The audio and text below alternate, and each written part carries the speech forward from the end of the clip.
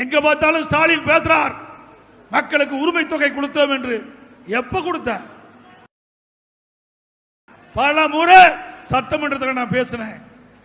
ஒரு முறை இருமுறை அல்ல, பல முறை எனக்கு வாய்ப்பு கிடைக்கின்ற பொழுதெல்லாம் தேர்தல் அறிக்கையிலே, திராவிட முன்னேற்ற கழக தேர்தல் அறிக்கையிலே கொடுக்கப்பட்ட வாக்குறுதி, குடும்ப பெண்களை ஏமாற்றி வாக்குகளை பெற்று ஆட்சிக்கு வந்த பிறகு நீங்க கொடுக்கப்பட்ட வாக்குறுதி மாதந்தோறும் பெண்களுக்கு 1000 ரூபாய் உரிமை தொகை கொடுக்க வேண்டும், கொடுப்பதற்காக வாக்குறுதி கொடுத்தீர்களே, ஏன் நிறைவேற்றவில்லை என்று தொடர்ந்து நாங்கள் வலியுறுத்தினோம்.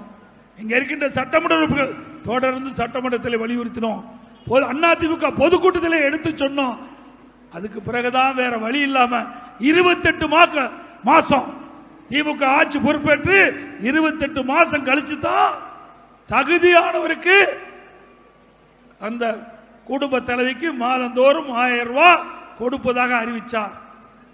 இப்போ மக்களிடத்தில் செல்வாக்கு போயிட்டு ஆட்சி போயிடணும் பயம். இப்போ ஒரு அறிக்கை விட்டுருக்கார், கூடுதலாக மேலும் 30 லட்சம் பேருக்கு கொடுக்கணும். அப்படின்னா 28 மாசம் கழிச்சு தான் கொடுத்த, இன்னும் 8 மாசம் தான் தேர்தலுக்கு இருக்குது. ஆக இடைப்பட்ட காலத்தில் ஏன் கொடுக்கல?